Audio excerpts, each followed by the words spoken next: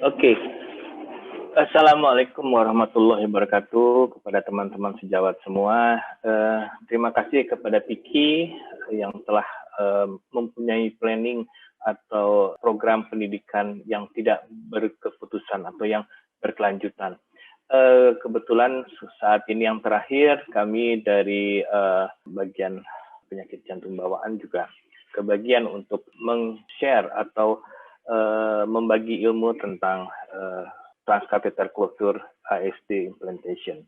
Kalau kita lihat perjalanan daripada ASD ini cukup lama ya, dari mulai tahun 1972, mulai dari Kings dan Mills itu pertama kali eksperimental penutupan ASD pada anjing. Tentunya makin ke sini tadinya sheet-nya yang besar, kemudian sekarang bisa jadi lebih kecil, kemudian device-nya tadinya kaku jadi lebih fleksibel, lebih tidak traumatik.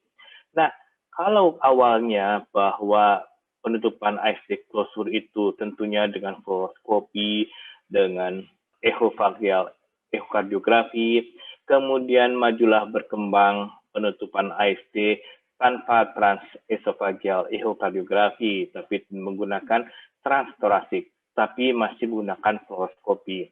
Awal-awal sudah pernah ditulis oleh Dr. Prof. Ganesha dan Dr. Munawar pada jurnal Kardiologi Indonesia, pengalaman menggunakan transthoracic pada penutupan ASD. Kemudian dilanjutkan dengan step berikutnya, sudah mulai zaman-zaman milenial ini sudah mulai meninggalkan non-fluoroskopi, tapi tentunya tetap menggunakan transesofageal echokardiografi. Tentunya punya kelebihan dan kekurangannya.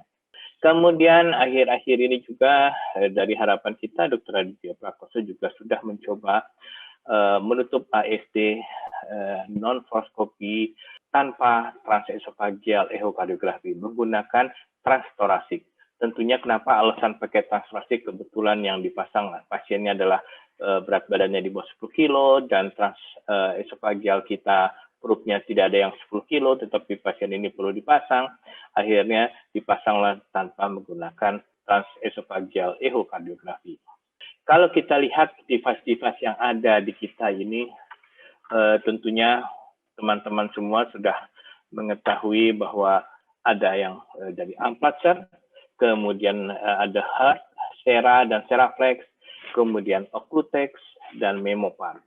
Jadi ini yang available di harapan kita, mungkin di teman-teman juga ada. Kalau kita lihat semua, teman-teman mungkin sudah hafal tentang Amplatzer septal occluder. Dia inilah yang pertama dengan menggunakan double disc. Yang familiar di Indonesia adalah yang double disc, ya. Jadi ini adalah self expandable, kemudian double disc, kemudian dari nitinol, size-nya 4 sampai 40 mm. Kemudian LA disc-nya ukurannya sekian 12 sampai 16, RA disc-nya 8 sampai 10. Ini adalah generasi pertama dan sayangnya sampai saat ini Amplatzer tidak ada modifikasi atau kemajuan untuk device ini. Tetap menggunakan device yang generasi pertama. Kemudian dari LifeStack ini cukup agresif. Dari mulai yang hard itu tahun 2001, itu ada generasi pertama itu sama atau mirip sekali dengan Amplatzer. Kemudian mulailah ada generasi kedua, generasi ketiga, secara fisik hampir sama, tetapi untuk yang generasi 3 ini lebih baik, lebih tidak traumatik, dan cara daripada pelepasan transducer dengan device-nya ini berbeda. Kalau kita lihat ini, terlihat bahwa perbedaan dalam pemegangan device-nya. Terlihat di sini bahwa pegangan pada device-nya itu dia menggunakan kabel atau menggunakan benang. Kemudian agar supaya fleksibilitas daripada device-nya ini menjadi lebih fleksibel, sehingga pada saat ditarik dari LA ke RA maka akan jadi lebih baik. Ini terlihat perbedaannya bahwa kalau biasanya Amplatzer atau Memopar atau yang dua itu sistemnya adalah diputar dengan skru pada device-nya tersebut. Tetapi kalau LifeTech yang Seraflex ini, dia tinggal ditarik dari jari jempol itu, tarik ke bawah, maka benangnya akan terlepas, maka terlepas pula device tersebut. Kemudian ini adalah Ocutex. Dari Ocutex, dia berbeda dengan dengan Amplatzer atau dengan Heart yang pertama, dia tidak ada ujung satunya yang di sisi atrium kiri. Sama dia juga dari titanium nitinol wire, kemudian pegangan device-nya dari delivery-nya ini berbeda. Kalau tadi Amplatzer dan Memopart atau LifeTech yang pertama itu menggunakan screw, kalau LifeTech Seraflex itu menggunakan benang, dan kalau Figula ini menggunakan bola sehingga dia dijepit seperti mulut buaya.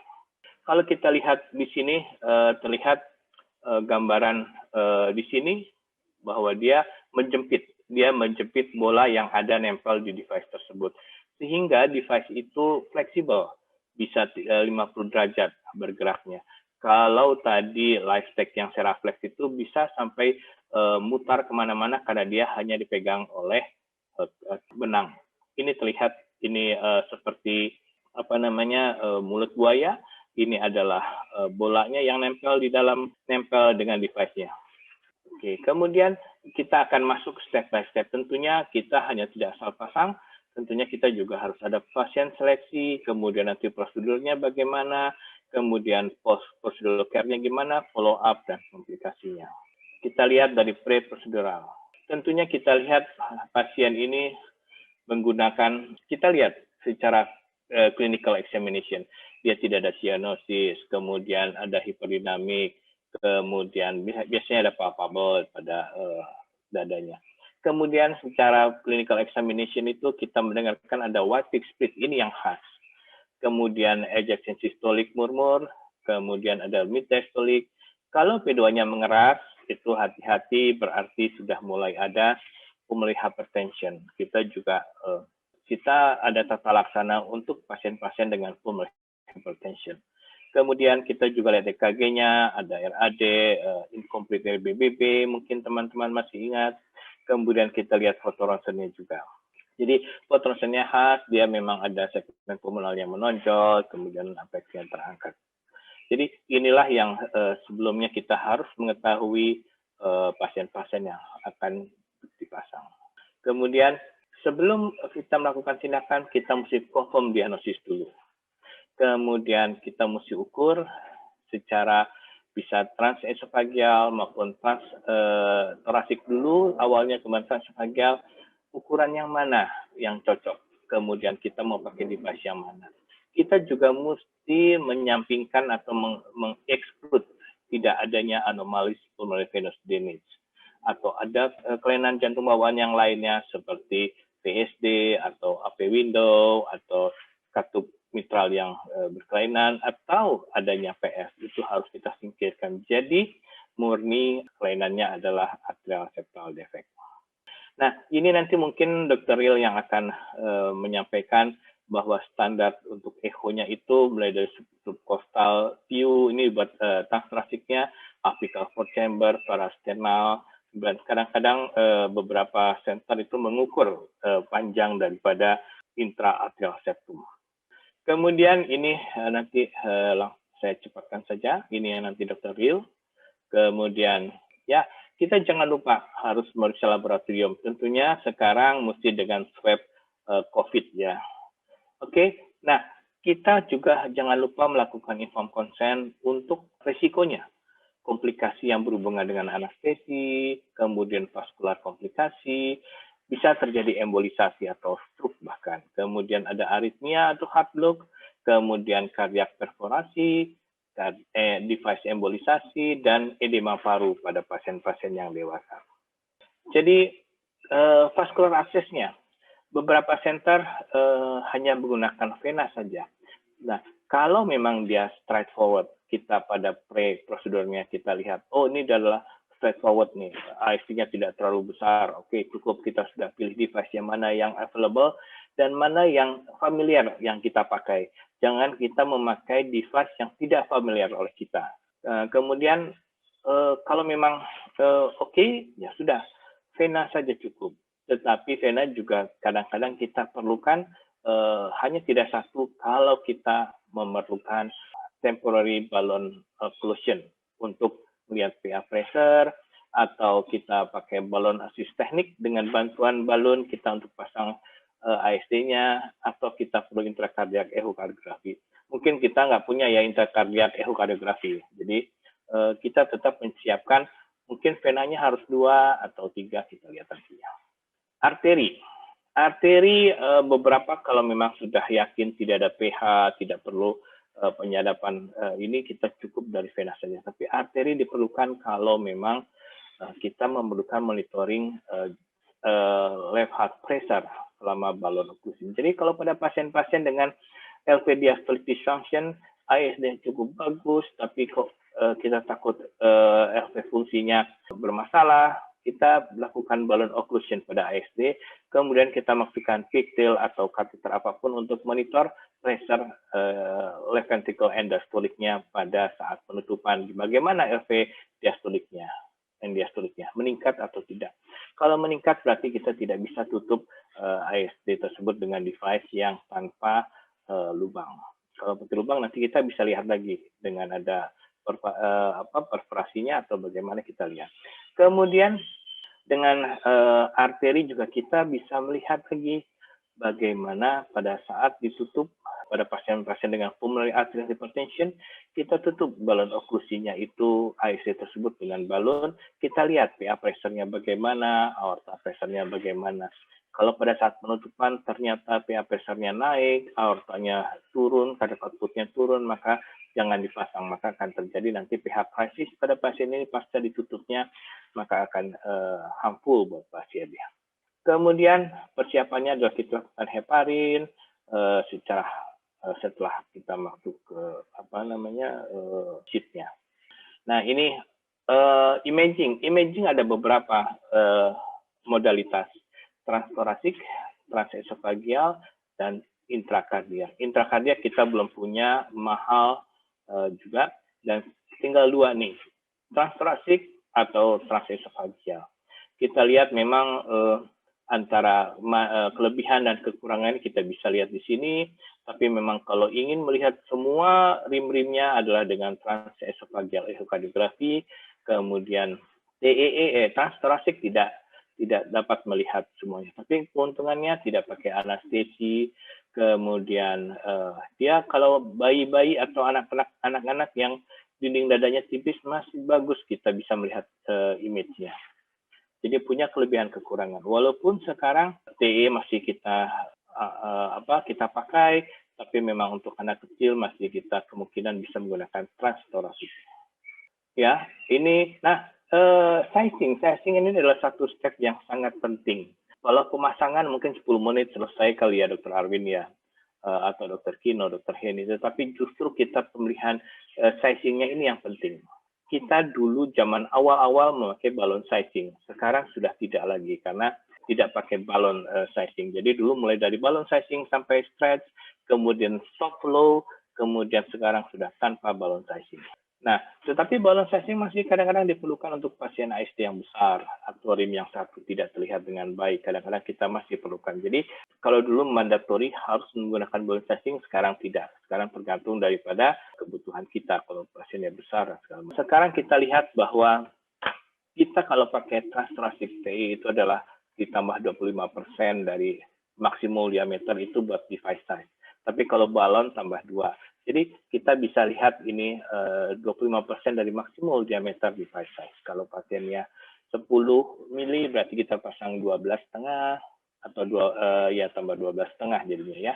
Jadi demikian untuk balon sizing. Untuk device size.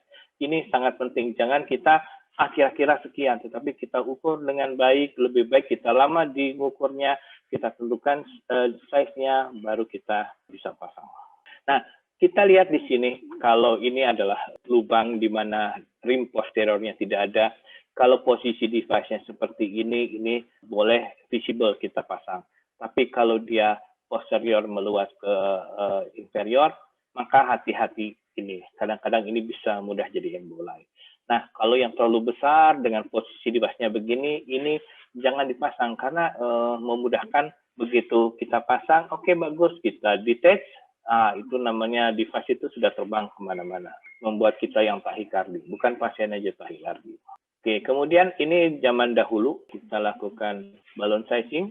Dulu kita menggunakan sampai stretch. Kalau kita lihat pointer saya, kita sampai stretch, kita ukur, kita baru. Kemudian step keduanya, selanjutnya berkembang bahwa kita tidak perlu sampai kelihatan pinggangnya, tetapi begitu stop flow dari dari tas esofagial, maka itu sudah kita lakukan pengukuran. Kemudian ini balance sizing, ini adalah peralatannya.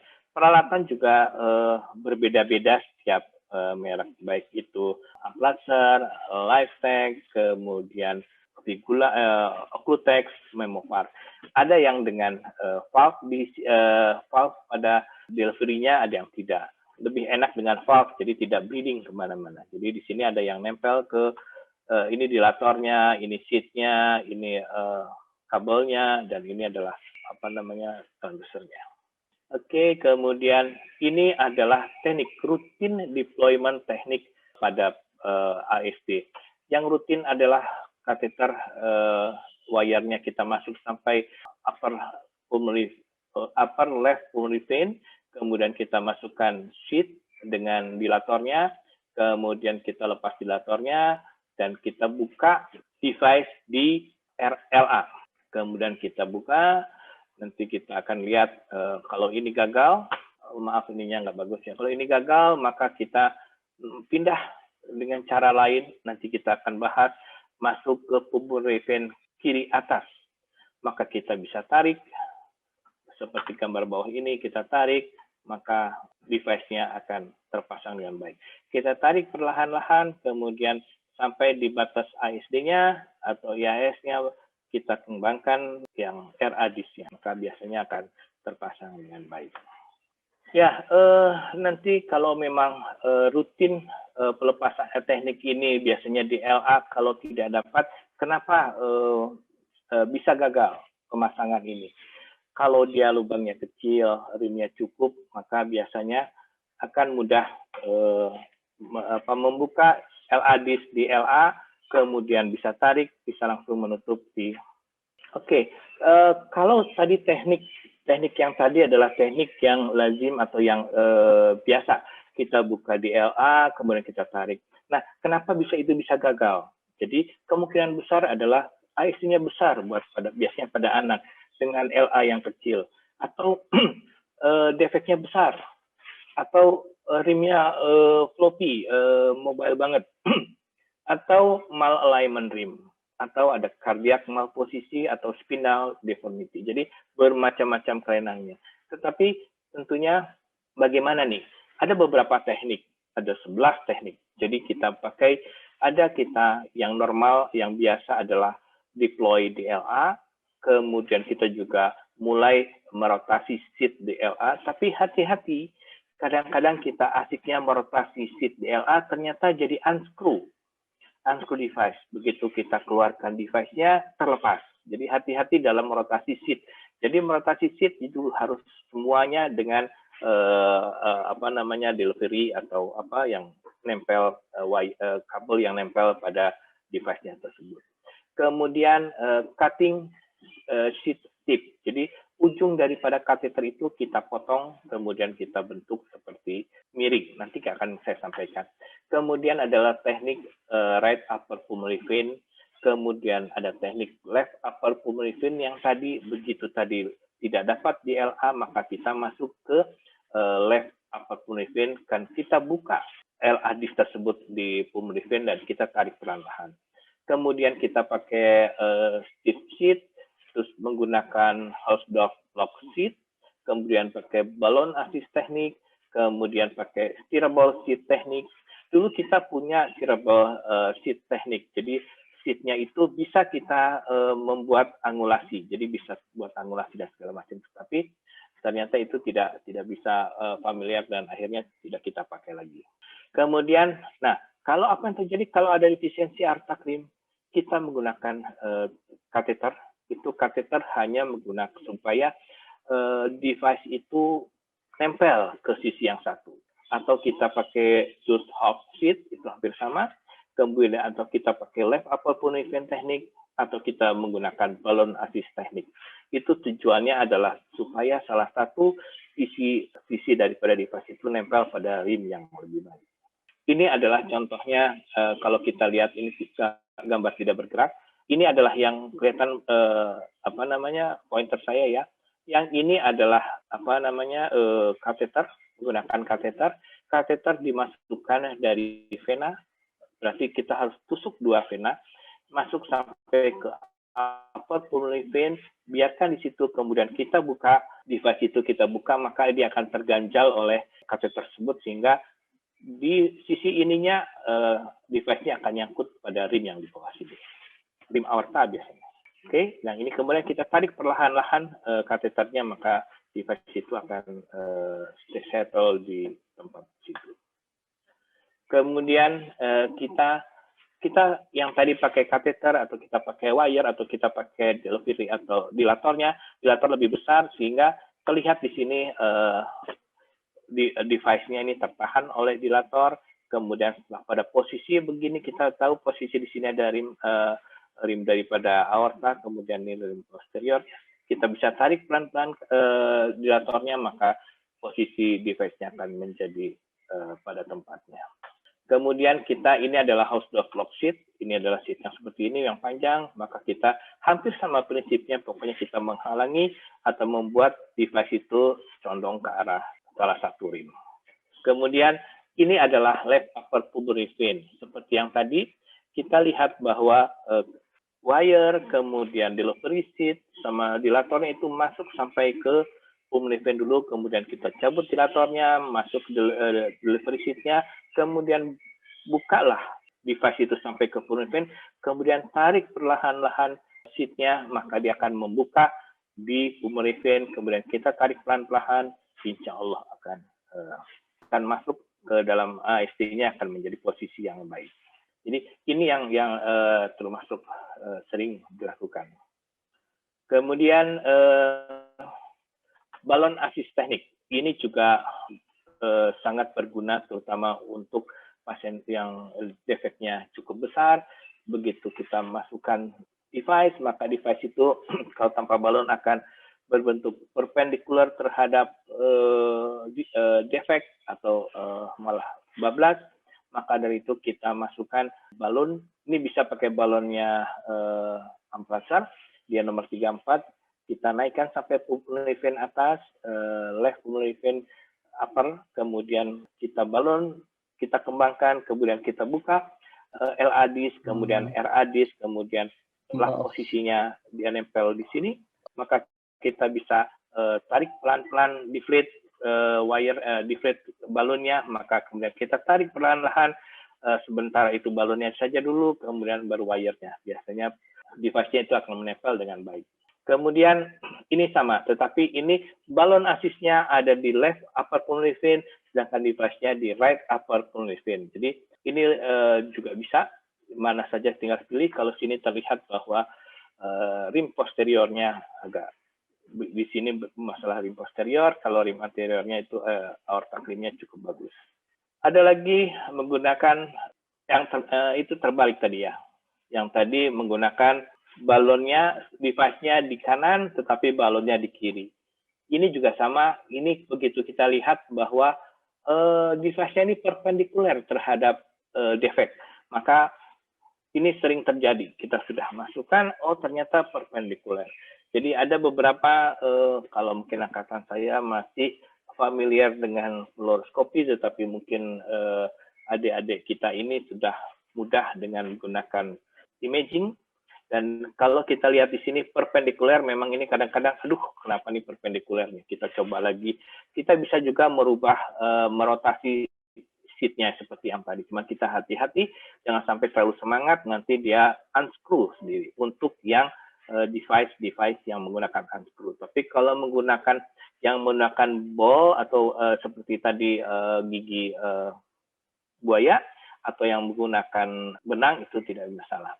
Nah, kita bisa juga menggunakan balon. Balon taruh di bawahnya, kemudian tetap wire-nya sampai ke upper pulmonary vein kiri, kemudian kita buka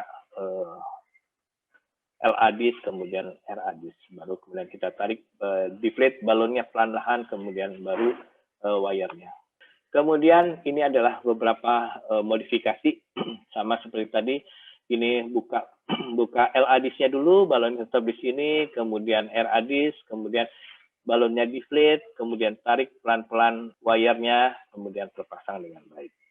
Ini adalah sama juga tadi balonnya, tapi ini menggunakan balon pada upper pulmonary vein, kemudian device ini pada roof, dan kemudian dibuka. Jadi bisa aja balonnya di upper pulmonary vein kiri, kemudian device-nya di kanan, atau device-nya di roof, kita tarik. Oke, sekarang kalau defisiensi posterior rim. Jadi kalau tadi tadi apa? Tadi aorta rim, sekarang posterior rim kita lihat. Kita menggunakan seperti tadi upper right pulmonary vein teknik atau left atrial roof teknik. Jadi di dinding atrium kirinya kita buka di situ. Kita lihat di sini, ini menggunakan upper right, upper left pulmonary vein. Jadi kita masukkan ke PV kanan atas, kita kembangkan LA disc, kita kembangkan di pulmonary vein kanan atas, kemudian kita tarik sheath-nya perlahan-lahan, maka begitu dekat kita tahu bahwa situ sekitar daripada rimnya atau IAS-nya, maka kita buka RA disc, maka itu akan turun dengan sendirinya yang LA disc, maka posisi device akan lebih baik. Ini adalah roof daripada LA roof daripada left atrium. Kita tarik kateter dari bisa dari pulmonary vein kanan dulu, tarik sampai kira-kira di LA, kemudian LA kita kembangkan LA disc. Hati-hati dengan roof tersebut karena bisa saja dia jadi perforasi. Kalau saya biasanya saya buka LA disc, kemudian saya tekan, saya pindahkan sampai dia ada di roof, kemudian setelah di roof baru kita tarik perlahan-lahan sampai ke biar dia nyangkut di ribnya posterior sehingga kita bisa buka device-nya tersebut. Nah, ini adalah tip daripada kateter yang kita potong miring. Masalah pada pasien ASD itu kalau dengan yang screw itu adalah posisinya menjadi seperti ini, bisa jadi perpendikuler. Tetapi kita menggunakan trik, kita potong kateternya. Ini biasanya yang pakai mulin, kita potong kateternya, kemudian ujungnya karena tajam kita potong lagi, sehingga kalau lihat gambar B, walaupun dia terpotong miring, tapi ujungnya tidak tajam. Sehingga menyebabkan device itu posisinya lebih enak seperti ini. Bukan perpendikuler terhadap defect, tetapi sejajar dengan defect. Sehingga kita memudahkan kita untuk menarik LA disc sehingga kena sampai ke rimnya, kemudian kita bisa buka LA disc. Ini adalah salah satu cara untuk memasang device tersebut. Kalau pakai steering seat, maka seperti ini dia dengan sendirinya kita bisa membuat angulasinya. Tetapi kadangkala dengan kita buat angulasi, begitu device-nya sudah dekat ke ujung kateter, maka dia menjadi lurus, tidak terlalu kuat angulasinya. Kemudian, setelah kita terpasang, tentunya pada pasien-pasien ASD yang kita pasang itu, kalau kita menggunakan TE, tentunya pasien tidak nyaman, jadi harus menggunakan intubasi, sehingga kita harus intubasi di meja tersebut, kita monitoring vital sign-nya di RR ya maksimal 6 jam, kemudian ECG kita lihat, karena kita mesti lihat kalau dia terus tiba-tiba ada ekstrasistol, kita mesti lihat apakah dia device yang terlepas atau tidak. Kemudian antibiotik, dan kita harus evaluasi EKG dan ekokardiografi. Follow up-nya ada beberapa pendapat cukup aspirin saja, ada yang cukup aspirin dengan antikoagulan, atau satu lagi dengan clopidogrel dan segala macam, bisa saja untuk pasien dewasa. Tapi pada anak-anak biasanya kita infektif endokardit kira-kira 6 bulan sampai 6 bulan pasca prosedur. Kemudian kita mesti lihat ini follow up. Oke, komplikasinya itu adalah salah satunya aritmia. Aritmia itu biasanya segera setelah pemasangan device closure, kemudian biasanya hilang. Hanya 7% ada perubahan konduksi. Saya punya pengalaman, saya pasang, ternyata begitu dipasang blok. Tapi akhirnya saya cabut kembali, tapi kemudian dipasang lagi dengan ukuran yang lebih kecil. Dan ternyata tidak ada masalah. Jadi memang ukuran device itu sangat penting dalam pemasangan AST ini. Kemudian ini blok, tadi biasanya resolve sendiri, biasanya pada 30% pada prosedur, dan biasanya hilang setelah 7 hari. Kemudian erosi. Nah, erosi ini menjadi isu yang cukup beberapa tahun yang lalu. Walaupun voltage-nya hanya 0,1%, tetapi ini cukup jadi isu pada waktu itu. Jadi biasanya pasien-pasien yang yang kemungkinan bisa terjadi erosi adalah rim aortanya yang tidak ada. Tapi seperti kita ketahui, sebagian besar ASD ini rim aortanya tidak ada. Atau menggunakan device yang besar. ASD besar, kita menggunakan device yang besar, sehingga device tersebut mengakangi aorta. Jadi itu sesuai dengan denyutnya, dia maka akan menekan. Kita lihat di sini, kita ada istilahnya malalignment septum ASD. Kalau kita ukur dari transtorasik yang gambar A ini, antara defek ini rim aorta dengan katup pulmonar ini sejajar, maka itu tidak malalignment. Tapi, tidak malalignment, nanti posisi daripada device-nya seperti ini bagus.